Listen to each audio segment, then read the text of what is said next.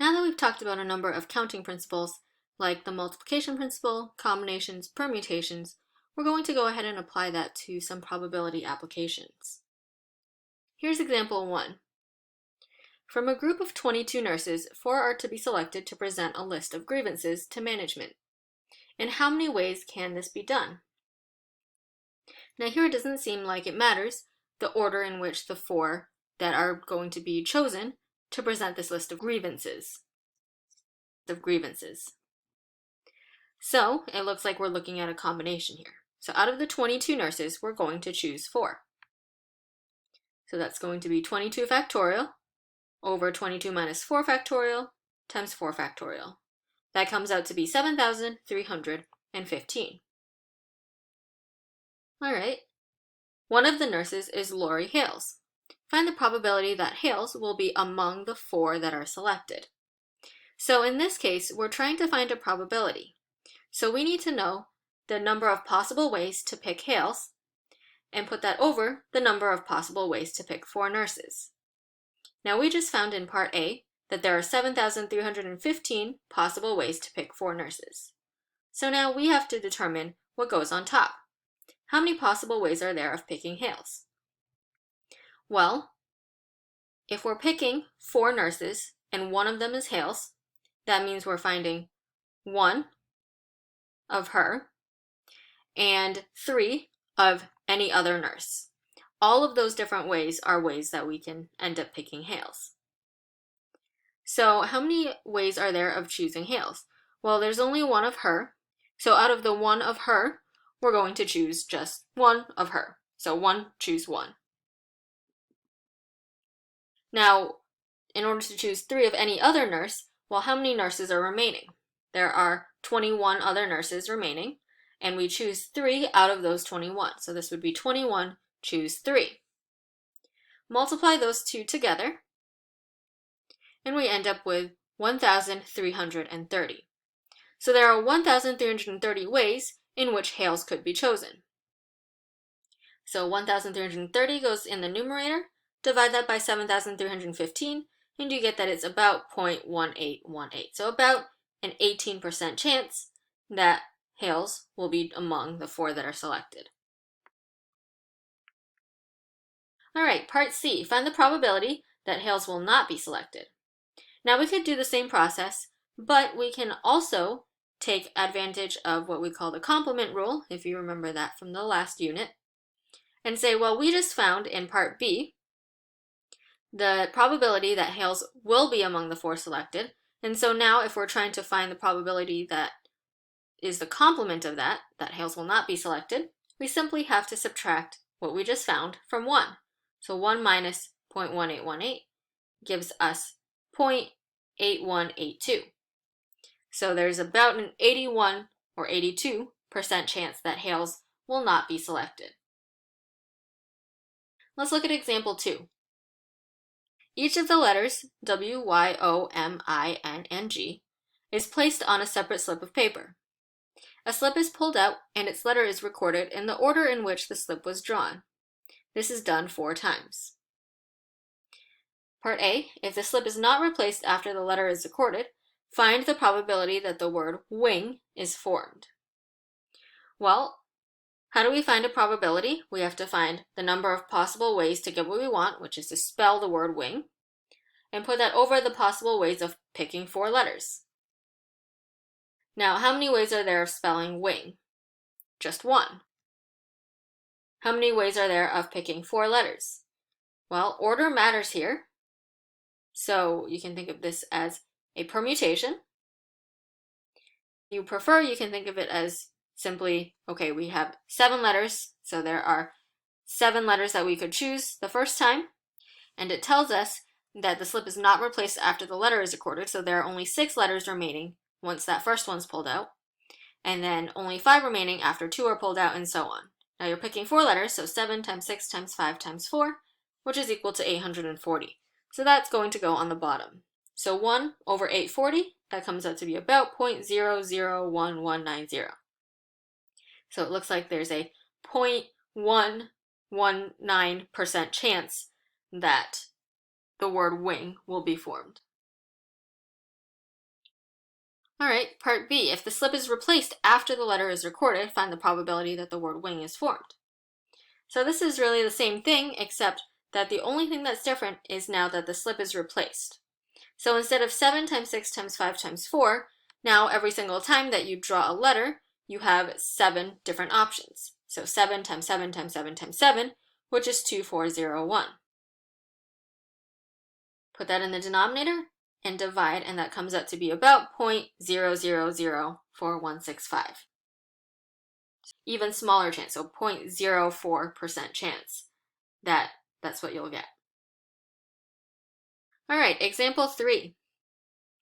In a common form of poker, a hand of 5 cards is dealt to each player from a deck of 52 cards. So there are a total of 52, choose 5 such hands possible. Okay, so if you have 52 cards and you are dealt 5 cards, how many different 5-card hands can you have? 52, choose 5. Find the probability of getting each of the following hands. So, part A, a hand containing only hearts, which is called a heart flush. So, since we're finding probabilities, we are going to find the number of possible ways to pick what we want, which is 5 hearts, and put that over the number of possible 5-card hands. Now we already know the possible number of 5-card hands, 2,598,960. We need to determine what goes up on top, and so since we're trying to find 5 hearts, how many ways are there of picking 5 hearts? Well, how many hearts are there in a standard deck of cards? There are 13 cards that are hearts. So out of those 13, choose 5 of them. And that will give us the number of ways we can pick 5 hearts. That's 1,287. So we'll put that in the numerator and divide, and that gives us about 0.0004952. All right, next, probability of getting a flush of any suit. Well, we just found a heart flush in the first part, and so now a flush of any suit, 5 cards of the same suit, we just found 5 cards of hearts. But now we want it of the same suit, so it could be hearts, it could be clubs, spades, or diamonds.